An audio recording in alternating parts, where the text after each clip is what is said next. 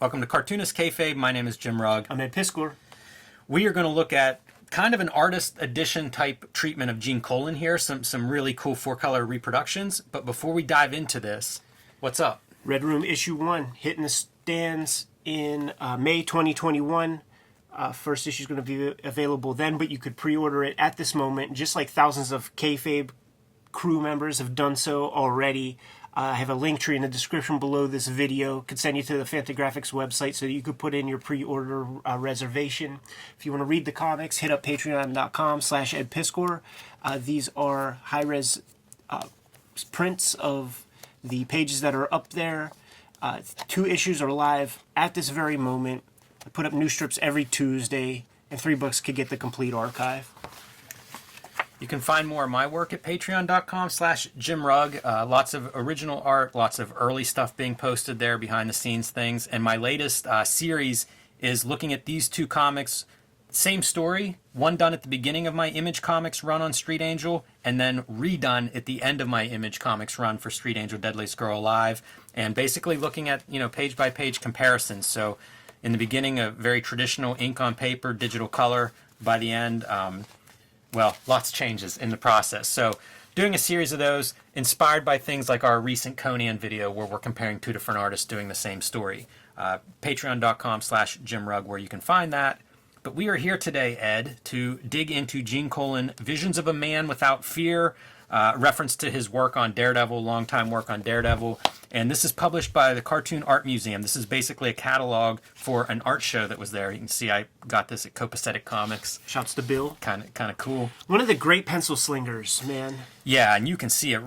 They know it. Well known. You can see it on the cover, the way he's putting all this value in his pencils. And this is a nice book because it shows off a lot of his art, but it also has a lot of people who work with him talking about his art, and inkers talking about like what it was like to get hold of pencils that had this kind of value, and it was a lot of room for an inker to kind of do something, interpret that. Thrilled to see the morgue files there, Yes. the reference shots, because his figures always felt really, really sturdy to me, and the lighting always felt specific.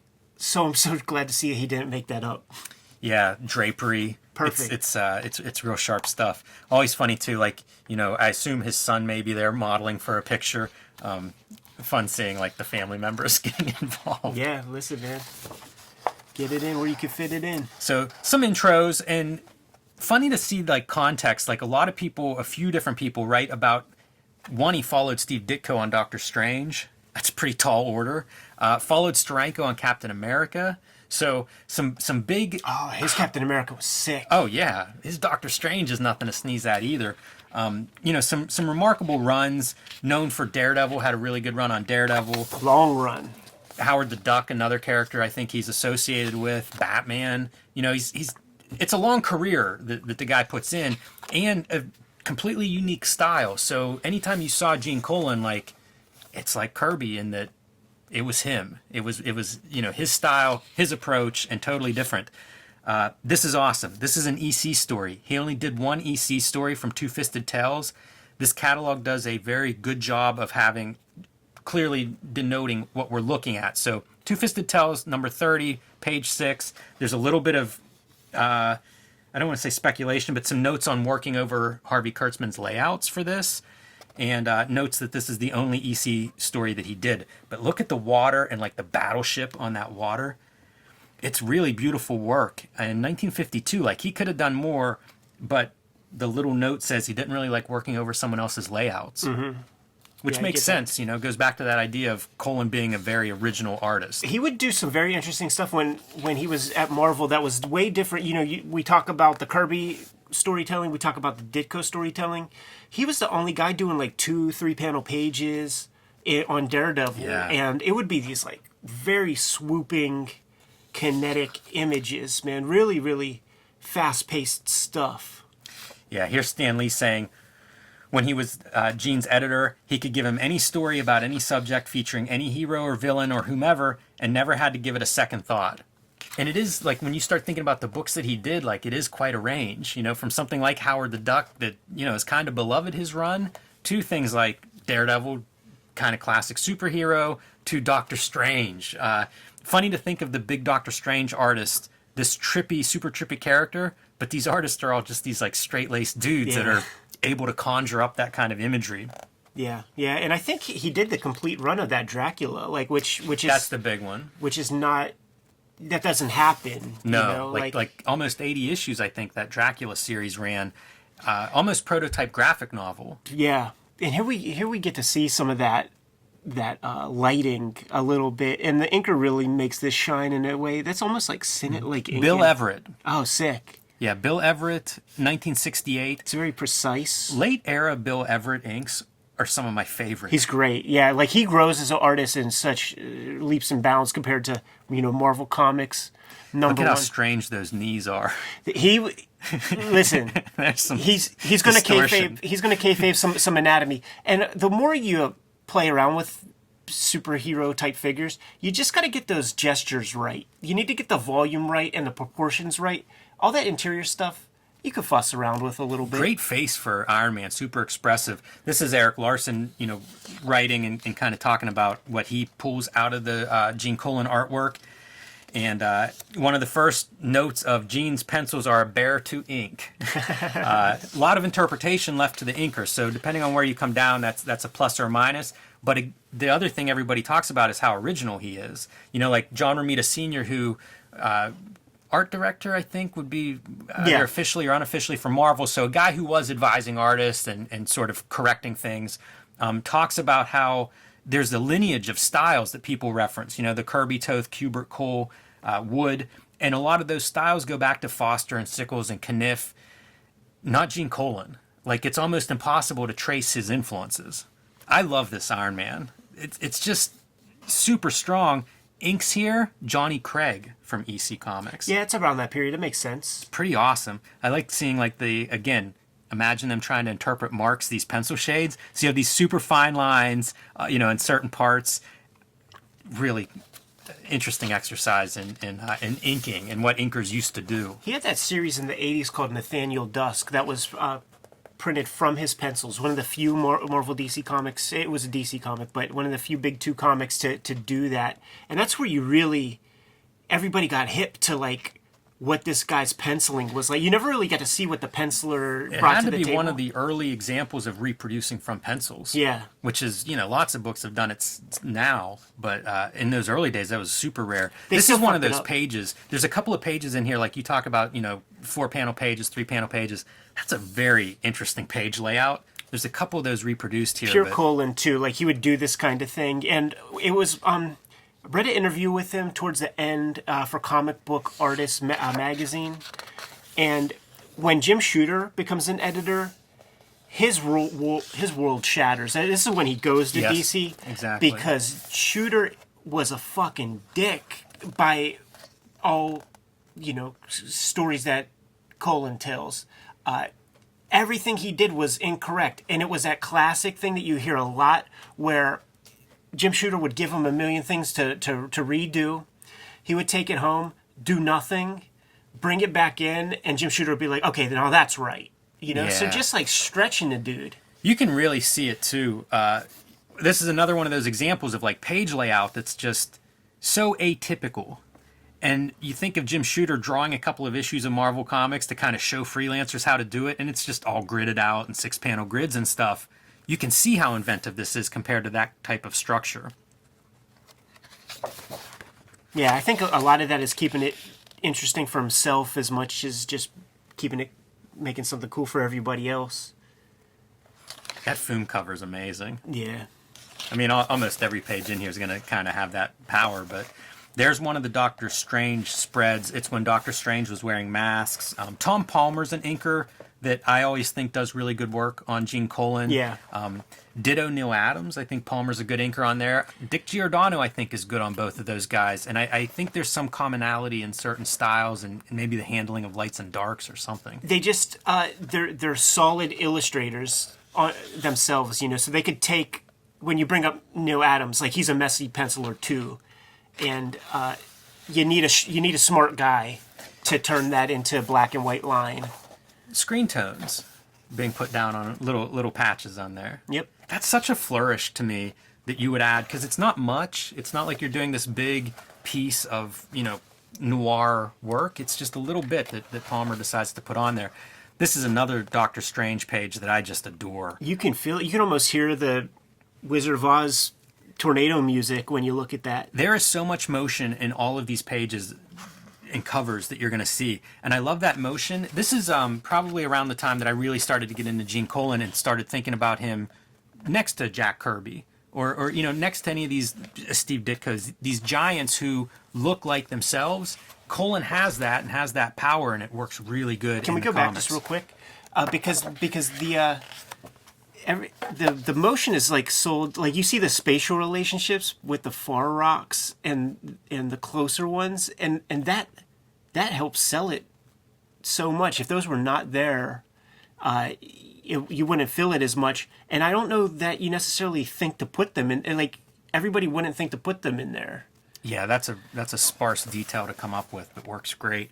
Tom Palmer coloring that issue. That's interesting. Also, just the separation of shapes with the little cloak piece and the back of the cape to just make the head pop. That's smart illustration. If you look really close, that face is like fully rendered. There's a little bit of a double light. You can see the shadow in the middle of the nose. Like, there's a lot of detail in that little piece. Yeah, it's cool. That's real cool. Cool. You see like writers that work with him talking about his characters. Marv Wolfman from Dracula. Don McGregor, Ragamuffins is a series I think Eclipse published, and that's reproduced from pencils. Yeah. So that's one to possibly track down. I mean, that's really early. That might have been early 80s or something whenever that would have come out. And Nathaniel Dusk, and he compares the two and says, Ragamuffins, they did a little better job on the reproduction of the pencils. So if you're interested in how the pencils work, that's one to track down. They also did a Black Panther run, like 25 issues or so, that ran through Marvel Comics Presents. That's really strong stuff. There's a lot of these. Like, Gene Colan was prolific, he's got a long career, so you can certainly find lots of examples of his work. You would want to hear what Marv Wolfman has to say about Gene Colan, right? Like, this is important. By the way, in addition to the stuff we know, like Tomb of Dracula or Tower of Shadows or Night Force, Goofy and Simpsons. Yes, they did. Goofy. Simpsons is probably Treehouse of Horror. Yeah, it might be. I always wonder, I can't imagine that you'd go to Gene Colan and be like, well, you got to draw these on model. Yeah. So what the heck does that look like? There you go, man. Starting to get into this is prime, right? And Blade? Was he a creator of Blade? He was. Yeah. That's pretty cool. I have some issues scattered here and there, and my whole thought was like, I'll just wait till I get them all. I've never read any yet. Yeah. Yeah, it's an interesting series. There's an artist edition of Tomb of Dracula, so I think it picks and chooses. This is a famous page. This was in the Abrams book, and the color, like if you would have seen the color on that page, it was done really well too. Yeah, very awesome. This is the end. This is the conclusion, 70 issues, and I guess they ended in this triptych, so it's this 2-page spread and then this piece. And I think this is one of the most amazing examples of inking that I've seen. Like, these marks are wonderful, and nobody inks this way, and if they did, it would get destroyed probably in the coloring and the reproduction. Yeah. But it's phenomenal when you start looking at, the heavy line at the top and how it kind of fades down. Yeah, the only thing about those fucking pupils, man, like if that's your last page, did you just kick Dracula in his nutsack? How about that for pretty wild stuff? This is a I have that Daredevil issue. Daredevil 154, shortly before Miller shows up, and they describe it as a 17-page fight scene pitting Daredevil against his worst foes. Not the Spider-Man's Not much of Rogues a Gallery. Rogues Gallery, No. yeah. And you're missing Stiltman. Can we go see the eyeballs again? Let me do one quick one here. This was a penciled piece because it was unused. And the guy that got hold of it commissioned Joe Rubenstein to ink it. Oh, yeah, you had see guys do that stuff. but a penciled Gene Colan. Pencils. It's these fucking Mark-ass fanboys, It's man. a bad choice. Just one more time. Like, look at that. It looks like lazy eyes. He got kicked in the balls, man. I'm telling you. And it's like, oh. I love that inking, though. Tip of the hat to Tom Palmer Jr. Yeah, just good for him, killing bro. it on that. Couple more Daredevil pieces. These are also from that issue 154, that fight scene issue. And again, showing off both the way he would bend perspective and then just extreme motion. Bill Everett inks. This is a funny one. This is Bill Everett inks over Black Widow, and they said that what happened here, the person who has this piece, Everett inked nipples on Black Widow, and then of course the bullpen covered it up. Whoever the collector is had that part taken off to cover up. Man, Bill Everett's inks are something to behold. That's really a good pairing. Really, really slick. I would track down Gene Colan with Bill Everett inks. Warren, a Warren ink wash piece. So Warren magazine, this is from Erie, and you get to see him doing this ink wash, and there are some great, great details here, like the little shadow on the nose, the lips. I love when these guys do ink washes. Yeah, it's so cool. It's shocking that they're good at it. The dynamics are off the wall, and one of the things that people bring up more often than not, believe it or not, is there are innumerable, and maybe it's a lot of it in Dracula when you're in that big Victorian mansion, but a lot of hands opening doorknobs. And if you ever need to do that in a dynamic way, you could almost like just choose an issue, and you're going to find Gene Colan's cool approach to like selling that in a How to Draw Comics the Marvel Way kind of style. Haven't seen any of those pages in here to bring it up, but that's like another trick in his toolbox. Like you could take something as mundane as that and twist it around a bunch. Before we go to Howard the Duck, it reminds me a little bit of Gil Kane in that it's a very sophisticated, it looks like a person. Yeah. I always admire that ability of these guys to go above the cartoony part and kind of make it feel almost real, make it feel like illustration, something you see in a book cover. Totally like spot illustration stuff closer to the bottom. The Howard the Duck thing, we did a Conan the Barbarian comparison episode, Conan 1, and then John Buscema redrew it. And one of the things we made note of was like the success of Conan possibly being just because it was different than the rest of the superhero stuff. Howard the Duck as well. Howard the Duck was a massive success. Seismic shifts in comics. Like there was that comic called Quack. Like so many people trying to glom onto like, well, before Turtles and before Anthropomorphic, it was the Ducks. Like we got to make our Duck. The Comico Comic Book Company, the seed money comes from those guys sitting at comic conventions drawing duck versions of whatever character That's you so want. Weird. That's so weird to think of. And it's just because it's different. Yeah, and this was a funny piece. You know, the idea of Gene Colan doing funny animal comics. It was very weird. And I mean, what he brings to it is this like much more nuanced treatment, right? Where it's like, it's not a funny animal comic at all, even though it appears to be a funny animal lead. All those guys, man. Klaus Janson did some stuff. Mike Plug, you know, like all these kind of fantasy type artists and stuff.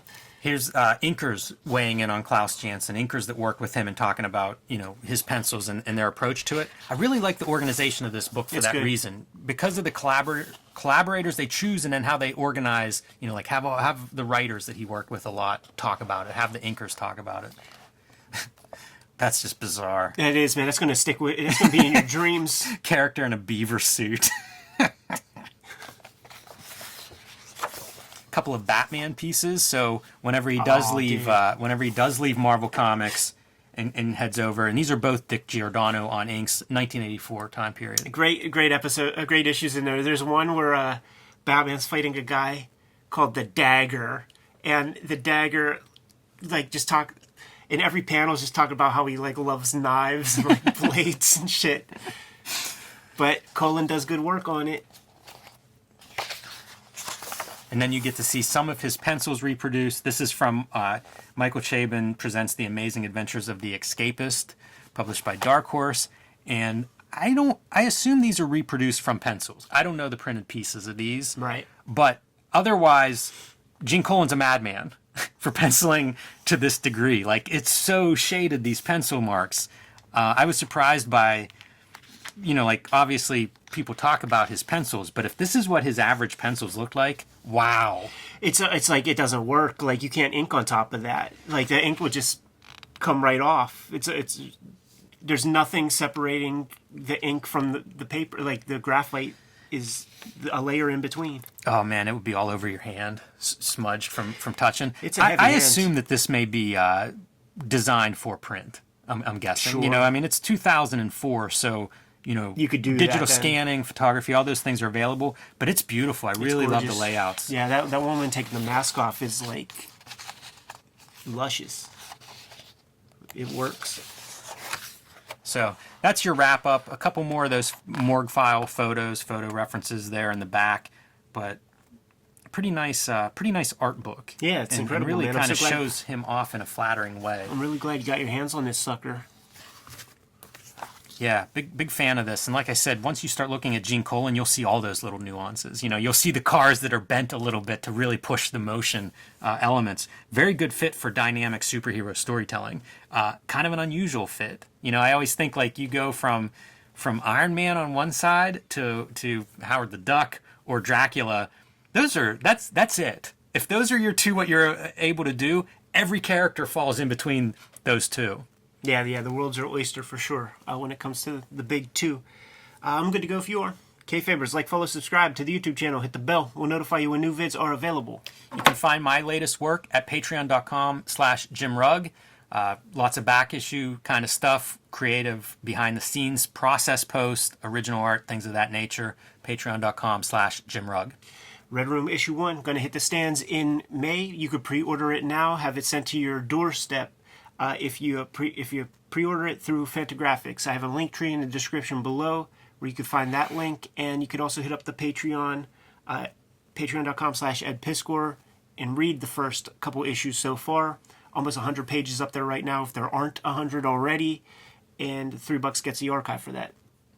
You can subscribe to the Cartoonist Kayfabe e-newsletter at the links below this video to keep up with everything we have going on. You can find Cartoonist Kayfabe t-shirts and merchandise at the links below this video. Jimmy, give him one more set of marching orders. We're going to be on our way. Read more comics.